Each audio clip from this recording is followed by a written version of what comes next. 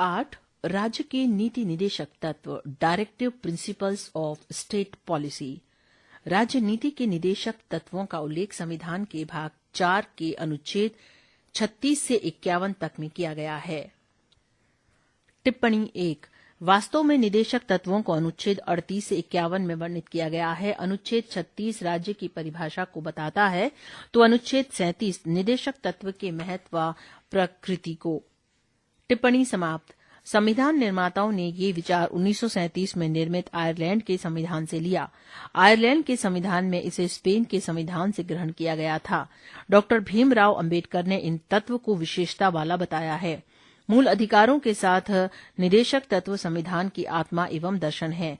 Granville Austin ने निदेशक तत्व और अधिकारों को संविधान की मूल आत्मा कहा है। टिप्पणी 2 Granville Austin the Indian constitution cornerstone of a nation, Oxford 1966, पृष्ठ 75। टिप्पणी समाप्त। निदेशक तत्वों की विशेषताएं। 1 राज्य की नीति के निदेशक तत्व नामक इस उक्ति से यह स्पष्ट होता है कि नीतियों एवं कानूनों को प्रभावी बनाते समय राज्य इन तत्वों को ध्यान में रखेगा। ये संवैधानिक निदेश या विधायिका, कार्यपालिका और प्रशासनिक मामलों में राज्य के लिए सिफारिशें हैं। अनुच्छेद 36 के अनुसार भाग 4 में राज्य शब्द का वही अर्थ है जो मूल अधिकारों से संबंधित भाग 3 में है। इसलिए ये केंद्र और राज्य सरकारों के विधायिका और कार्यपालिका अंगों, सभी स्थानीय प्राधिकरणों और देश में सभी अन्य लोक प्राधिकरणों को सम्मिलित करता है। 2 निदेशक तत्व भारत शासन अधिनियम 1935 में उल्लिखित अनुदेशों के समान हैं। डॉक्टर BR अम्बेडकर के शब्दों में निदेशक तत्व अनुदेशों के समान हैं, जो भारत शासन अधिनियम 1935 के अंतर्गत ब्रिटिश सरकार द्वारा गवर्नर जनरल और भारत की औपनिवेशिक कॉलोनियों के गवर्नरों को जारी किए जाते थे, जिसे निदेशक तत्व कहा जाता है। वो इन अनुदेशों का ही दूसरा नाम है। इनमें केवल ये अंतर है कि निदेशक तत्व विधायिका और कार्यपालिका के लिए अनुदेश हैं। 3 आधुनिक लोकतांत्रिक राज्य में आर्थिक, सामाजिक और राजनीति विषयों में निदेशक तत्व महत्वपूर्ण है।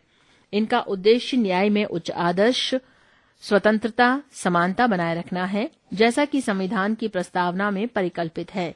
इनका उद्देश्य लोक कल्याणकारी राज्य का निर्माण है, न कि पुलिस राज्य, जो कि उपनिवेश काल में था। टिप्पणी 3 एक पुलिस राज्य मुख्यतः बाहरी आक्रमण से देश के बचाव एवं कानून एवं व्यवस्था बनाए रखने से मुख्यतः संबंधित है। राज्य के इस तरह के प्रतिबंधित स्वरूप 19वीं सदी के व्यक्तिवाद या सरकार के वाणिज्य में हस्तक्षेप न करने के सिद्धांत पर आधारित थे। टिप्पणी 3 समाप्त।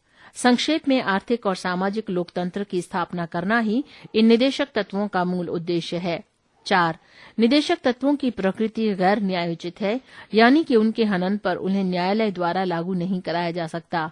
अतः सरकार, केंद्र, राज्य एवं स्थानीय इन्हें लागू करने के लिए बाध्य नहीं है। संविधान अनुच्छेद 37 में कहा गया है, निदेशक तत्व देश के शासन में मूलभूत हैं और विधि बनाने में इन तत्वों को लागू करना राज्य का कर्तव्य होगा। 5 यद्यपि इनकी प्रकृति गैर न्यायोचित है, तथापि कानून की संवैधानिक मान्यता के विवरण में न्यायालय इन्हें देखता है।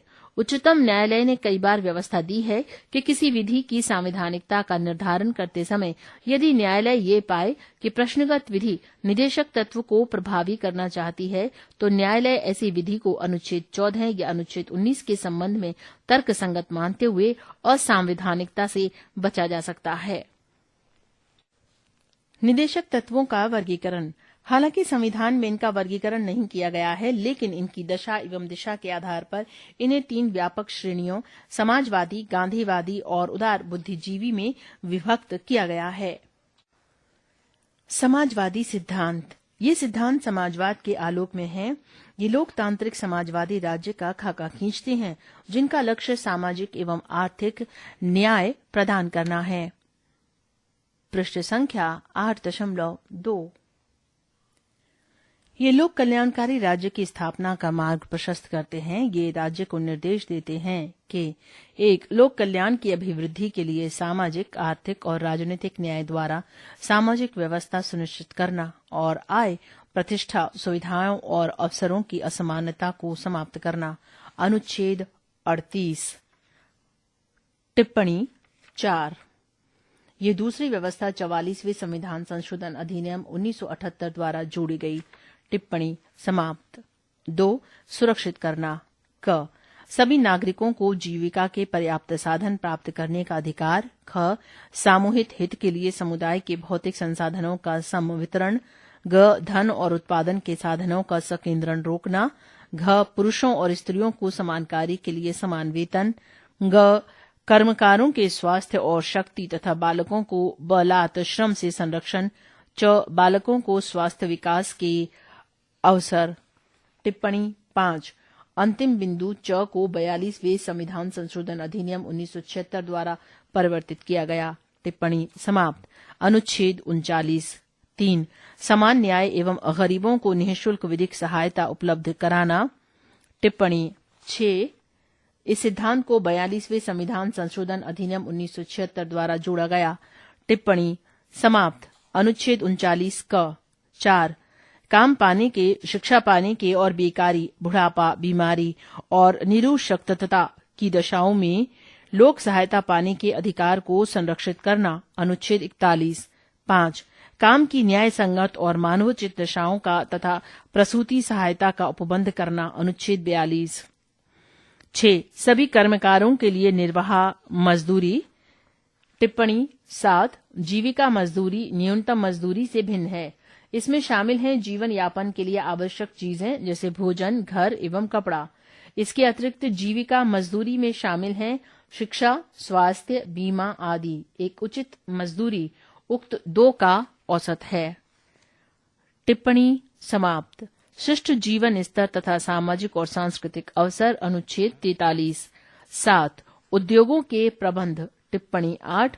ये सिद्धांत 42वें संविधान संशोधन अधिनियम 1976 द्वारा जोड़ा गया। टिप्पणी समाप्त।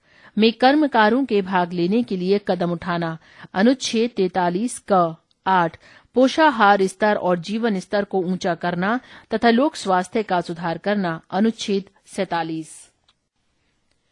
ये सिद्धांत गांधीवादी विचारधारा पर आधारित हैं। ये राष्ट्रीय आंदोलन के दौरान गांधी द्वारा पुनर्स्थापित योजनाओं का प्रतिनिधित्व करते हैं। गांधी जी के सपनों को साकार करने के लिए उनके कुछ विचारों को निदेशक तत्वों में शामिल किया गया है। ये राज्य से अपेक्षा करते हैं: 1. ग्राम पंचायतों का गठन और उन्हें आवश्यक शक्तियां प्रदान कर स्व सरकार की इकाई के रूप में कार्य करने की शक्ति प्रदान करना। अनुच्छेद 40। 2. ग्रामीण क्षेत्रों में कुटीर उद्योगों, व्यक्तिगत या सहकारी के आधार पर कुटीर उद्योगों को प्रोत्साहन। अनुच्छेद 43। टिप्पणी 8A। ये निर्देशिका 97वें संविधान संशोधन अधिनियम 2011 द्वारा जोड़ी गई थी। टिप्पणी समाप्त। 3. सहकारी समितियों के स्वैच्छिक गठन, स्वायत्त संचालन, लोकतांत्रिक निमंत्रण तथा व्यावसायिक प्रबंधन को बढ़ावा देना। अनुच्छेद 43B। 4. अनुसूचित जाति एवं जनजाति और समाज के कमजोर वर्गों के शैक्षणिक एवं आर्थिक हितों को प्रोत्साहन और सामाजिक अन्याय एवं शोषण से सुरक्षा। अनुच्छेद 46। 5.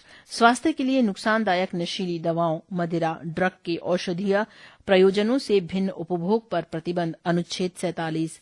6. गाय, बछड़ा व अन्य दुधारू पशुओं की बलि पर रोक और उनकी नस्लों में सुधार को प्रोत्साहन। अनुच्छेद 48। उदार बौद्धिक सिद्धांत। इस श्रेणी में उन सिद्धांतों को शामिल किया गया है जो उदारवादिता की विचारधारा से संबंधित हैं। ये राज्य को निर्देश देते हैं: 1.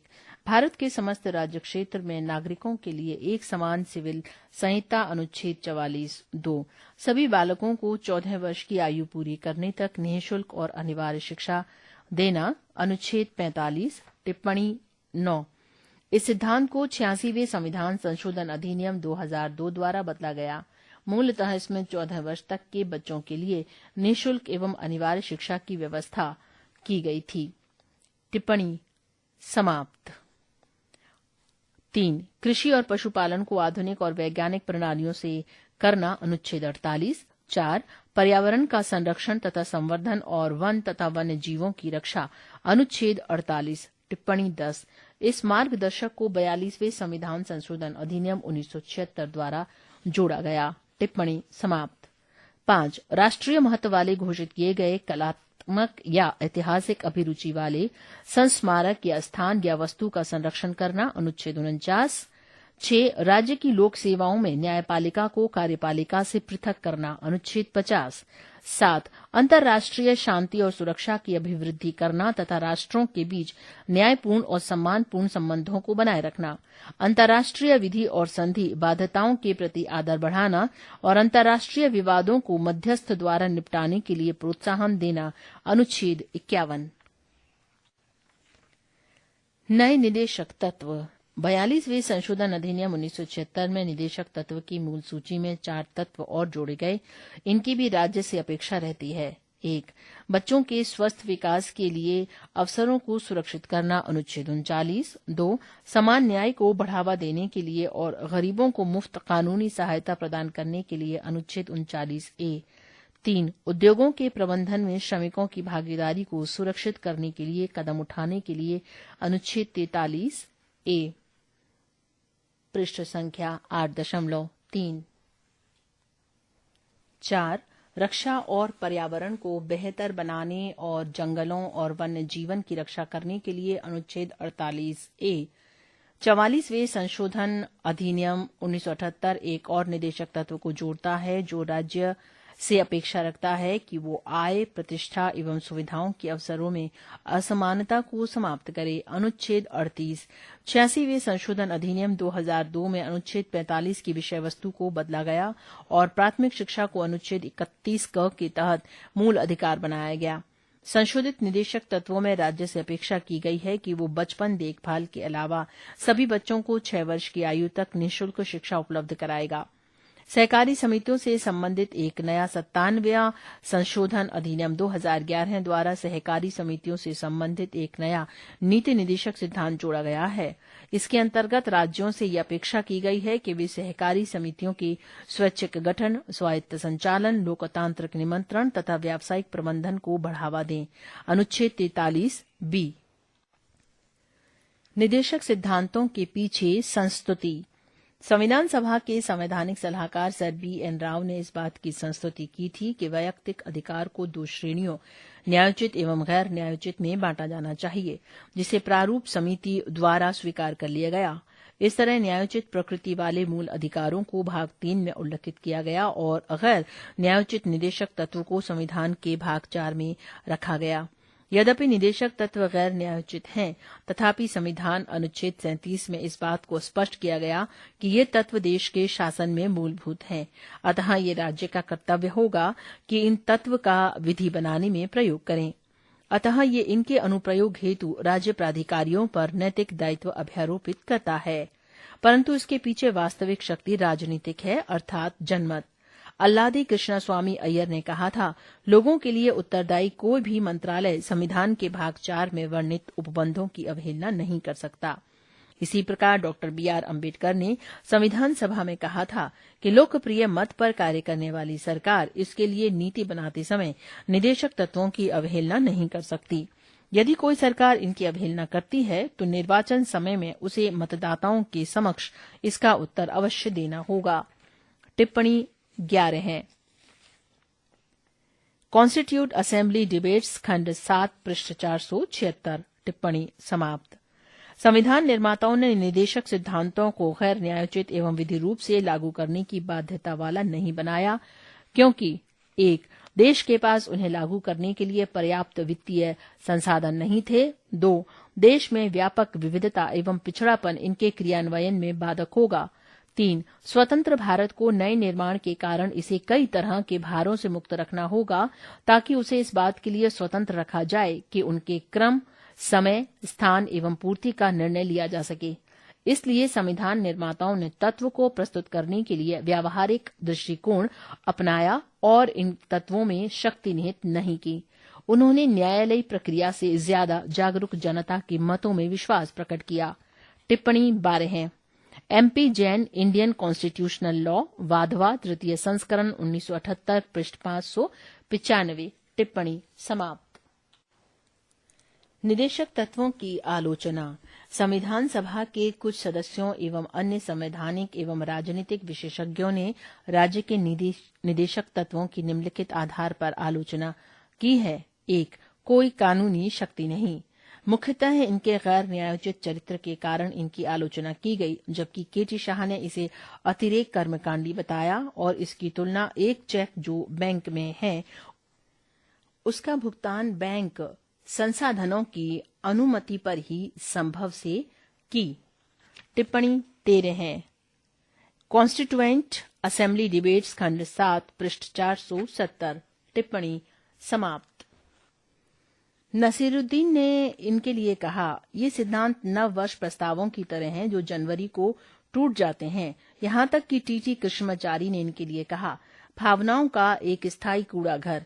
केसी विहवर ने इन्हें लक्ष्य एवं आकांक्षाओं का घोषणा पत्र कहा और इन्हें धार्मिक उपदेश बताया तथा सर आइवर जेनिंग्स इन्हें कर्मकांडी आकांक्षा कहते हैं। 2. तर्कहीन व्यवस्था।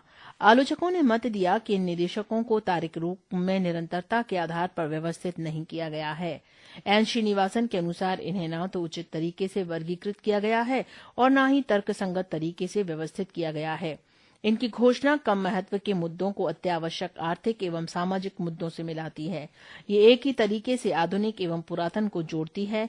इस व्यवस्था के लिए वैज्ञानिक आधार सुझाया जाता है, जबकि ये भावनाओं एवं बिना पर्याप्त जानकारी के आधार पर आधारित है। टिप्पणी 14 है। N Srinivasan democratic government in India पृष्ठ 182। टिप्पणी समाप्त। सर आइवर जेनिंग्स ने इस ओर संकेत किए कि इन तत्वों का कोई नियमित प्रतिमान दर्शन नहीं है। पृष्ठ संख्या 8.4। 3. रूढ़िवादी। सर आइवर जेनिंग्स के अनुसार ये निदेशक तत्व 19वीं सदी के इंग्लैंड के राजनीतिक दर्शन पर आधारित हैं।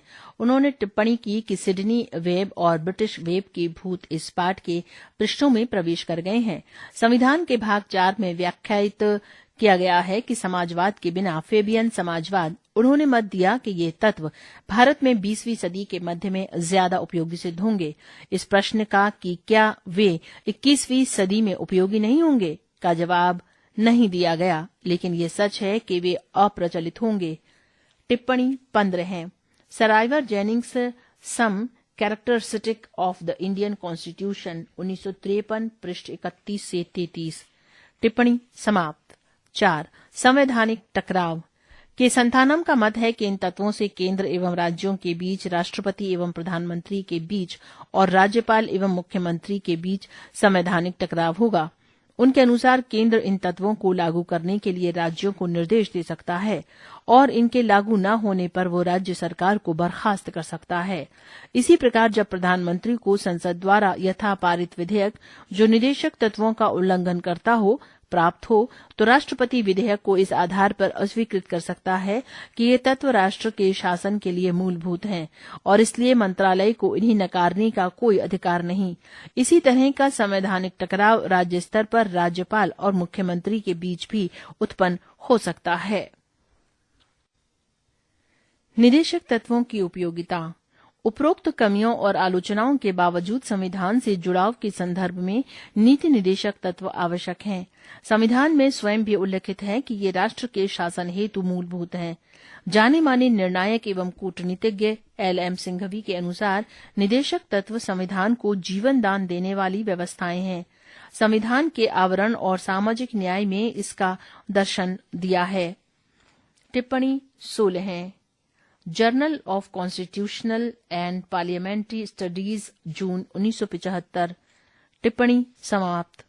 भारत के पूर्व मुख्य न्यायाधीश एम.सी. छागला के मतानुसार यदि इन सभी तत्वों का पूरी तरह पालन किया जाए तो हमारा देश पृथ्वी पर स्वर्ग की भांति लगने लगेगा। भारत राजनीतिक मामले में तब न केवल लोकतांत्रिक होगा बल्कि नागरिकों के कल्याण के हिसाब से कल्याणकारी राज्य भी होगा। टिप्पणी 17 है। M C. Chagla and ambassador speaks पृष्ठ 35। टिप्पणी समाप्त। Doctor B R. अम्बेडकर ने इस ओर संकेत किया कि निदेशक तत्वों का बहुत बड़ा मूल्य है। ये भारतीय राज व्यवस्था के लक्ष्य आर्थिक लोकतंत्र को निर्धारित करते हैं, जैसा कि राजनीतिक लोकतंत्र प्रकट होता है। ग्रेनविल ऑस्टिन का कहना है कि निदेशक तत्वों का लक्ष्य सामाजिक क्रांति एवं आवश्यक शर्तों को स्थापित कर उनको ग्रहण करने के समान है। टिप्पणी 18 है।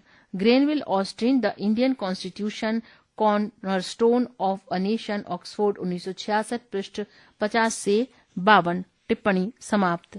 संविधान सभा के सलाहकार सर B.N. राव ने निदेशक तत्वों को राज्य प्राधिकारियों के लिए नैतिक आवश्यकता एवं शैक्षिक मूल्य वाला बताया है। भारत के पूर्व महान्यायवादी M.C. सीतलवाड़ के अनुसार निदेशक तत्व हालांकि कोई विधिक अधिकार एवं कोई कानूनी उपचार नहीं बताते, फिर भी वे निम्नलिखित मामलों में उल्लेखनीय एवं लाभदायक हैं। 1. ये अनुदेशों की तरह हैं या ये भारतीय संघ के अधिकृतों को संबोधित सामान्य संस्तुतियां हैं। ये उन्हें उन सामाजिक एवं आर्थिक मूल सिद्धांतों की याद दिलाते हैं जो संविधान के लक्ष्यों की प्राप्ति से जुड़े हैं। 2. ये न्यायालयों के लिए उपयोगी मार्गदर्शक हैं।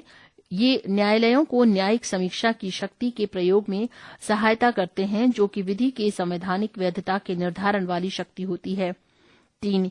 ये सभी राज्य क्रियाओं की विधायिका या कार्यपालिका के लिए प्रभुत्व पृष्ठभूमि का निर्माण करते हैं और न्यायालयों को कुछ मामलों में दिशा निर्देशित भी करते हैं। 4.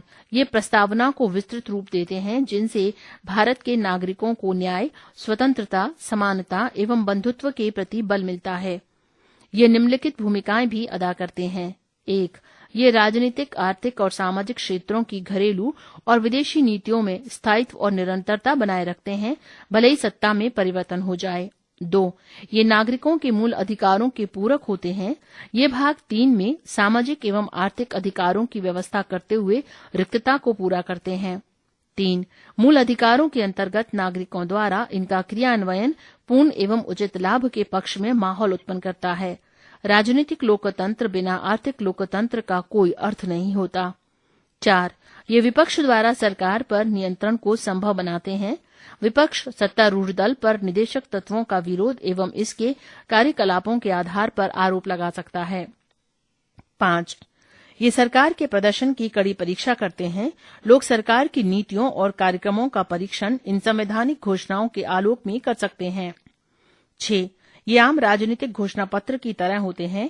एक सत्तारूढ़ दल अपनी राजनीतिक विचारधारा के बावजूद विधायिका एवं कार्यपालिक कृत्यों में इस तथ्य को स्वीकार करता है कि ये तत्व इसके प्रदर्शक, दार्शनिक और मित्र हैं। टिप्पणी 19. P.V. Gajendragadkar, the constitution of India, its philosophy and postulates, पृष्ठ 11 हैं। टिप्पणी समाप्त। पृष्ठ संख्या 8.5। मूल अधिकारों एवं निदेशक तत्वों में टकराव। एक और मूल अधिकारों की न्यायोचितता और निदेशक तत्वों की गैर न्यायोचितता तथा दूसरी ओर निदेशक तत्वों अनुच्छेद 37 को लागू करने के लिए राज्य की नैतिक बाध्यता ने दोनों के मध्य टकराव को जन्म दिया है। ये स्थिति संविधान लागू होने के समय से ही है। चंपाकम दोराई राजन मामले 1950। टिप्पणी 20. मद्रास राज्य बनाम चंपकम दोराई राजन 1951। टिप्पणी समाप्त में उच्चतम न्यायालय ने व्यवस्था दी थी कि निदेशक सिद्धांत एवं मूल अधिकारों के बीच किसी तरह के टकराव में मूल अधिकार प्रभावी होंगे।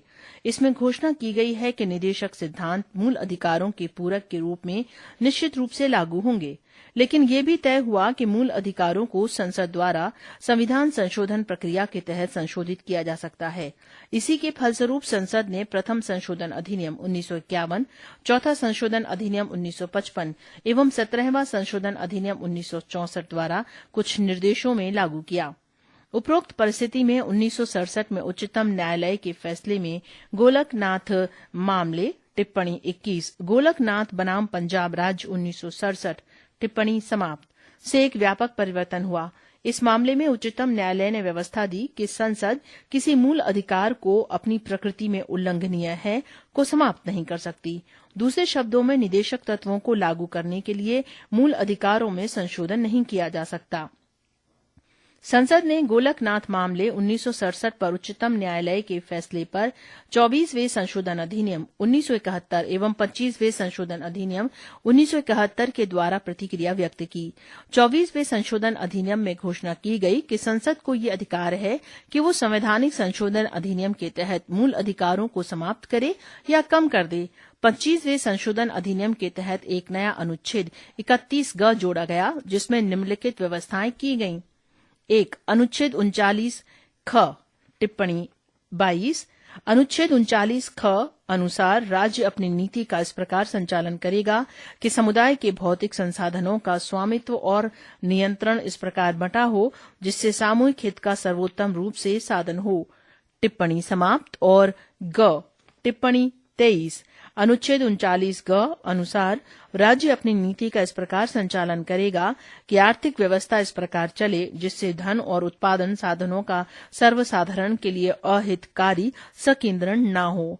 टिप्पणी समाप्त। में वर्णित समाजवादी निदेशक तत्वों को लागू कराने वाली किसी विधि को इस आधार पर अवैध घोषित नहीं किया जा सकता कि वो अनुच्छेद 14 विधि के समक्ष समता और विधियों का समान संरक्षण, अनुच्छेद 19 वाक स्वतंत्र सम्मेलन संचरण के संबंध में 6 अधिकारों का संरक्षण या अनुच्छेद 31 संपत्ति का अधिकार द्वारा प्रदत्त मूल अधिकारों का उल्लंघन है। 2 ऐसी नीति को प्रभावी बनाने की घोषणा करने वाली किसी भी विधि को न्यायालय में इस आधार पर चुनौती नहीं दी जा सकती कि ये ऐसी नीति को प्रभावी नहीं करता। केशवानंद भारतीय केस टिप्पणी 24 केशवानंद भारती बनाम केरल राज्य 1973 टिप्पणी समाप्त। 1973 में उच्चतम न्यायालय ने अनुच्छेद 31 ग के उपरोक्त दूसरे प्रावधान को इस आधार पर असंवैधानिक और अवैध घोषित किया कि न्यायिक समीक्षा संविधान की मूल विशेषता है और इसलिए इसे छीना नहीं जा सकता इससे। हालांकि अनुच्छेद 31 ग के उपरोक्त प्रथम प्रावधान को संवैधानिक एवं वैध माना गया है।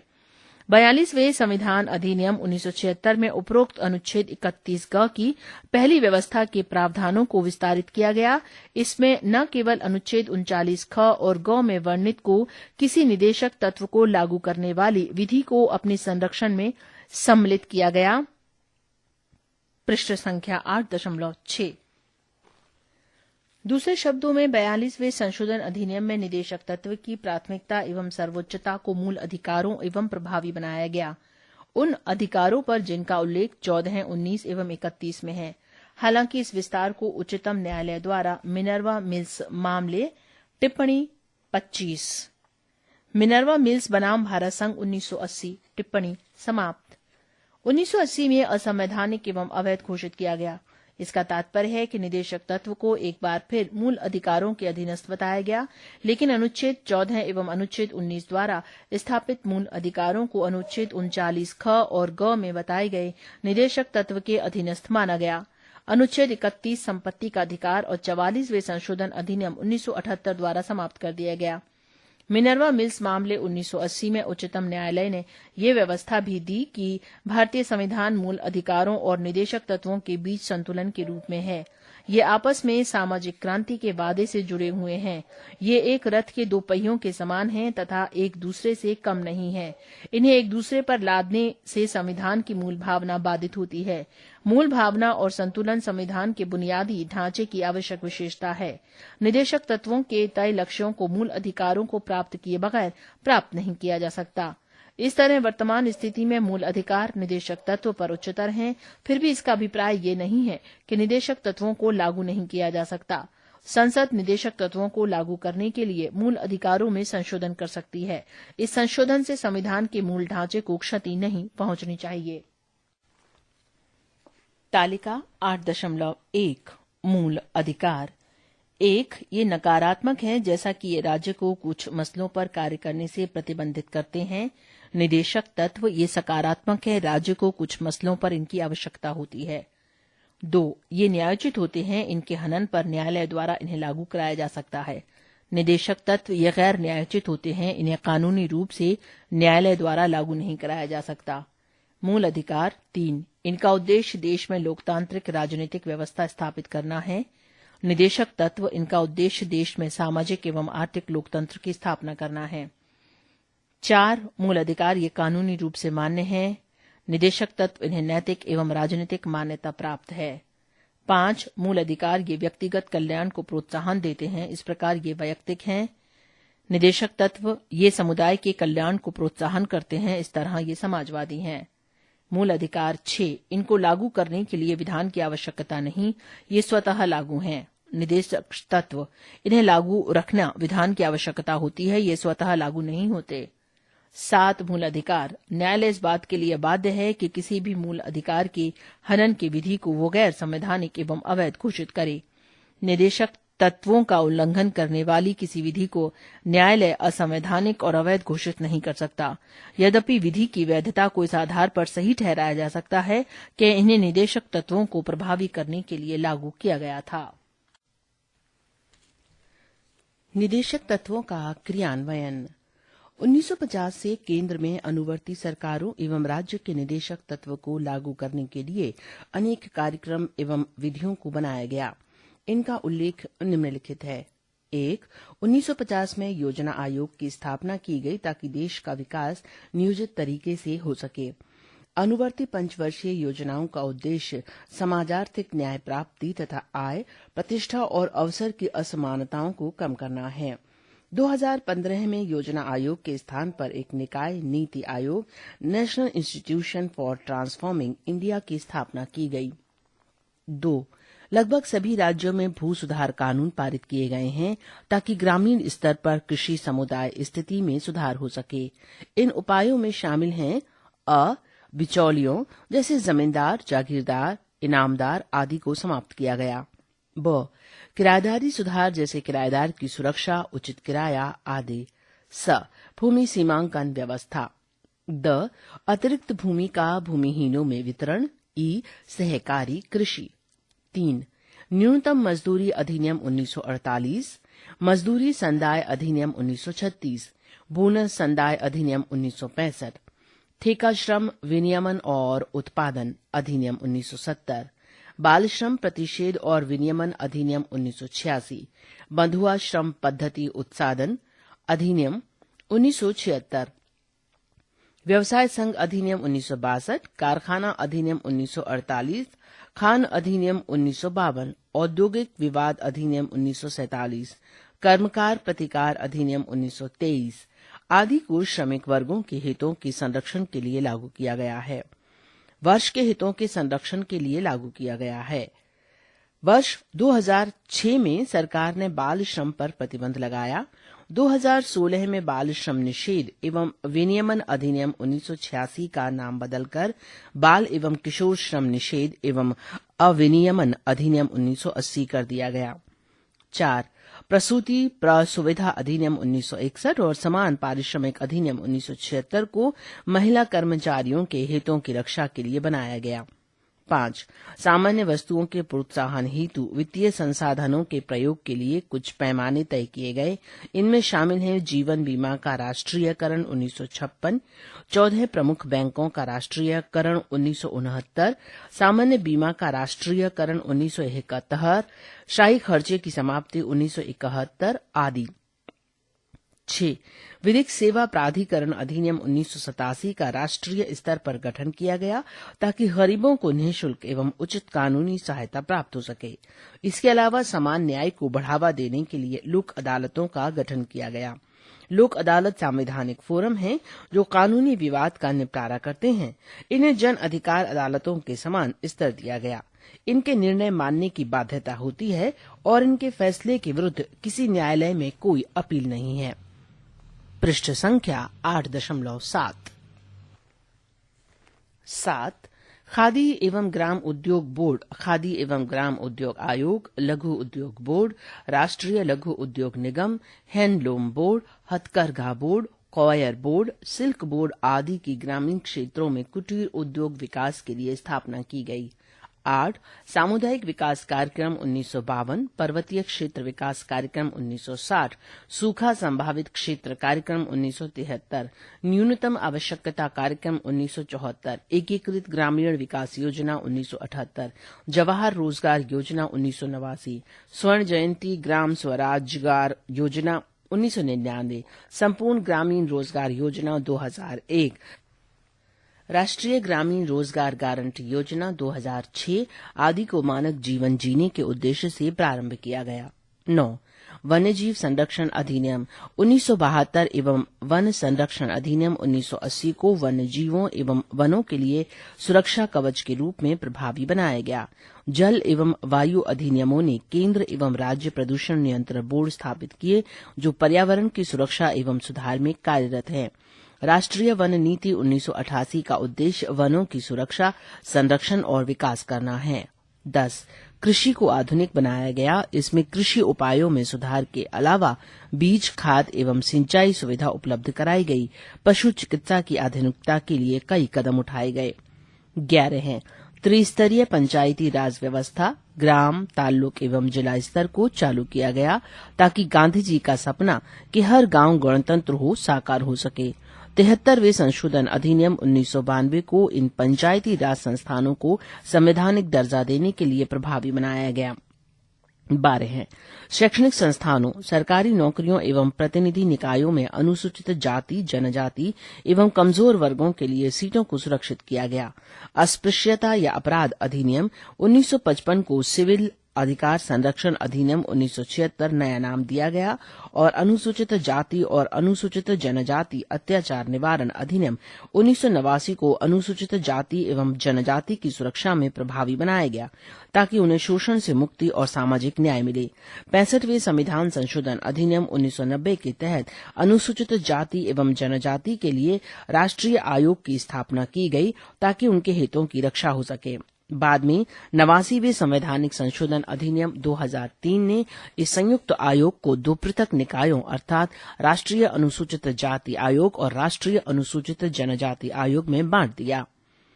12 है ए अनेक राष्ट्रीय स्तर के आयोगों का गठन समाज के कमजोर वर्गों के सामाजिक, शैक्षिक एवं आर्थिक हितों के संवर्धन एवं संरक्षण के लिए किया गया है। इनके अंतर्गत शामिल हैं पिछड़े वर्गों के लिए राष्ट्रीय आयोग 1993, राष्ट्रीय अल्पसंख्यक आयोग 1993, राष्ट्रीय महिला आयोग 1992 तथा राष्ट्रीय बाल अधिकार संरक्षण आयोग 2007। पुनः 102वां संशोधन अधिनियम 2018 ने राष्ट्रीय पिछड़ा वर्ग आयोग को संवैधानिक दर्जा प्रदान किया और इसके प्रकारों का विस्तार किया। 12 बी 2019 में केंद्र सरकार ने आर्थिक रूप से कमजोर वर्गों के लिए 10% आरक्षण की व्यवस्था शैक्षिक संस्थानों, ईडब्ल्यूएस तथा भारत सरकार की असैन्य पदों एवं सेवाओं में की। इस आरक्षण का लाभ आर्थिक रूप से कमजोर वर्गों के उन्हीं व्यक्तियों को मिलेगा जो अनुसूचित जाति, अनुसूचित जनजाति तथा पिछड़ा वर्गों के लिए पहले से जारी आरक्षण से आवरित नहीं हैं। इस आरक्षण व्यवस्था को 103वें संशोधन अधिनियम 2019 द्वारा लागू किया गया। 13 अपराध प्रक्रिया संहिता 1973 राज्य की लोक सेवा में कार्यकारिणी को विधिक सेवा से विभक्त करती है। इस विभाजन से पूर्व जिला प्राधिकारी जैसे कलेक्टर, उपखंड अधिकारी, तहसीलदार आदि विधिक शक्तियों का इस्तेमाल परंपरागत कार्यकारी शक्तियों के साथ करते थे। विभाजन के बाद विधिक शक्तियों को इन कार्यकारियों से अलग कर जिला न्यायिक मजिस्ट्रेटों के हाथों में सौंप दिया गया है जो राज्य उच्च न्यायालय के नियंत्रण में काम करते हैं। 14 प्राचीन एवं ऐतिहासिक संस्मारक तथा पुरातत्वीय स्थल और अवशेष अधिनियम 1951 को राष्ट्रीय महत्व के संस्मारकों के स्थानों के संरक्षण हेतु प्रभावी बनाया गया। 15 प्राथमिक स्वास्थ्य केंद्र एवं अस्पतालों को सार्वजनिक स्वास्थ्य में सुधार के लिए देश भर में स्थापित किया गया। इसके अलावा खतरनाक बीमारियों जैसे मलेरिया, टीबी, कुष्ठ, एड्स, कैंसर, फाइलेरिया, कालाजार, गलघोंटू, जापानी बुखार आदि को समाप्त करने के लिए विशेष योजनाएं प्रारंभ की गईं। 16 कुछ राज्यों में गायों, बछड़ों और बैलों को काटने पर कानूनी प्रतिबंध लगाया गया। पृष्ठ संख्या 8.8। 17 कुछ राज्यों में 65 वर्ष से अधिक आयु वाले लोगों के लिए तात्कालिक वृद्धावस्था पेंशन शुरू की गई। 18 भारत ने गुटनिरपेक्ष नीति एवं पंचशील की नीति को अंतर्राष्ट्रीय शांति एवं सुरक्षा को बढ़ावा देने के लिए अपनाया। केंद्र एवं राज्य सरकारों द्वारा उपरोक्त कदम उठाए जाने के बावजूद निदेशक तत्व को पूर्ण एवं प्रभावी तरीके से लागू नहीं किया जा सका। इसके कारण है अपर्याप्त वित्तीय संसाधन, प्रतिकूल सामाजिक आर्थिक परिस्थिति, जनसंख्या विस्फोट, केंद्र राज्य तनावपूर्ण संबंध आदि। भाग 4 से बाहर के निर्देश। भाग 4 में उल्लिखित निर्देशों के अतिरिक्त संविधान के अन्य भागों में भी कई निर्देश दिए गए हैं जिनका विवरण इस प्रकार है। 1. सेवाओं के लिए अनुसूचित जातियों और जनजातियों के दावे।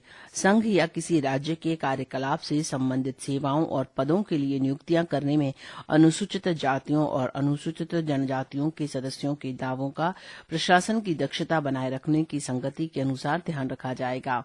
भाग 16 में अनुच्छेद 325(2) मातृभाषा में शिक्षा।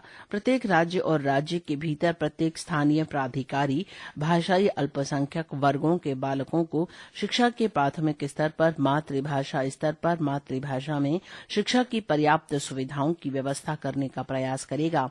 भाग 17 में अनुच्छेद 350 क में 3. हिंदी भाषा का विकास। संघ का ये कर्तव्य होगा कि वो हिंदी भाषा का प्रसार बढ़ाए, उसका विकास करे, जिससे वो भारत की सामासिक संस्कृति की अभिव्यक्ति का माध्यम बन सके। भाग 17 में अनुच्छेद 351। उक्त निर्देश भी प्रकृति में न्याय योग्य नहीं है, हालांकि न्यायालय द्वारा इन्हें भी अन्य निर्देशों के समान उतना ही महत्व दिया जाता है तथा उन्हें संविधान का भाग माना जाता है। तालिका 8.2 नीति निदेशक सिद्धांतों से संबंधित अनुच्छेद एक नजर में। अनुच्छेद संख्या 36 विषय वस्तु राज्य की परिभाषा। अनुच्छेद संख्या 37 विषय वस्तु इस भाग में समाहित सिद्धांतों को लागू करना। 38 राज्य द्वारा जन कल्याण के लिए सामाजिक व्यवस्था को बढ़ावा देना। 39 राज्य द्वारा अनुसरण किए जाने वाले कुछ नीति सिद्धांत। 39 समान न्याय एवं निःशुल्क कानूनी सहायता। 40 ग्राम पंचायतों का संगठन। 41 कुछ मामलों में काम का अधिकार, शिक्षा का अधिकार तथा सार्वजनिक सहायता। 42 न्यायोचित एवं मानवीय कार्यदशाओं तथा मातृत्व सहायता के लिए प्रावधान। 43 कर्मचारियों को निर्वाह वेतन आदि। 43 उद्योगों के प्रबंधन में कर्मचारियों को सहभागिता। 43 सहकारी समितियों को प्रोत्साहन। 44 नागरिकों के लिए समान नागरिक संहिता। 45 बालपन पूर्व देखभाल तथा 6 वर्ष से कम आयु के बच्चों की शिक्षा। 46 अनुसूचित जाति अनुसूचित जनजाति का कमजोर वर्गों के शैक्षिक तथा आर्थिक हितों को बढ़ावा देना। 47 पोषाहार का स्तर बढ़ाने, जीवन स्तर सुधारने तथा जन स्वास्थ्य की स्थिति बेहतर करने संबंधी सरकार का कर्तव्य। 48 कृषि एवं पशुपालन का संगठन।